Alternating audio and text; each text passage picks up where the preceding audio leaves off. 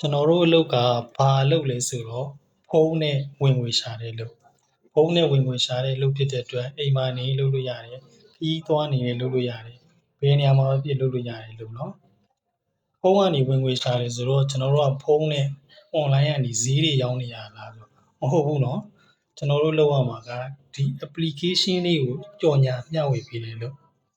ဒီ application လေးကိုမသိသေးဘူးမလားကျွန်တော်တို့ကသိအောင်ပြောပြတယ်ကြော်ညာတယ် sharing လုပ်ပေးတယ်ပြီးတော့ဖုန်းထဲမှာ down ပြီးတော့သုံးလို့ရအောင်ကျွန်တော်တို့ကူညီပေးတယ်ပေါ့နော်သူ့ကိုသုံးမယ်ဆိုရင်ကျွန်တော်တို့ကကိုယ့်ရဲ့ဖုန်းနံပါတ်တစ်ခုနဲ့ account အရင်ဖွင့်ရတယ်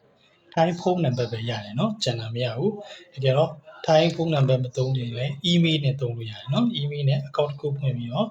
သူ့ထဲကကျမ်းမာရေးဖြည့်စွက်ဓာတ်စာနဲ့လကုန်ပစ္စည်းတွေကိုဝယ်သုံးလို့ရတယ်เนาะကျွန်တော်တို့ကဘယ်လိုဝင်ငွေပြန်ရှာလဲဆိုရင်ကျွန်တော်တို့ကသူ့တွေကထုတ်ကုန်ပစ္စည်းတွေကိုဝယ်ပြီးတော့သုံးတယ်ပြီးတော့ဒီ application လေးကိုလူတွေသိအောင်ပြန်ပြီးကြော်ညာမျှဝေပေးတယ်ကျွန်တော်တို့ link နဲ့ချိတ်ဆက်ထားတဲ့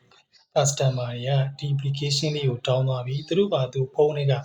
သူတို့ချိုက်နှစ်သက်တဲ့ပစ္စည်းကိုဝယ်သုံးတိုင်းကျွန်တော်တို့ commission ကရတယ်အဲ့ဒါကျွန်တော်တို့လုပ်မယ်เนาะကျွန်တော်တို့အဲ့အကြောင်းကိုအိမ်မှာနေလုပ်လို့ရတယ်ခရီးသွားနေလုပ်လို့ရတယ်ဘယ်နေရာမှာပဲနေနေ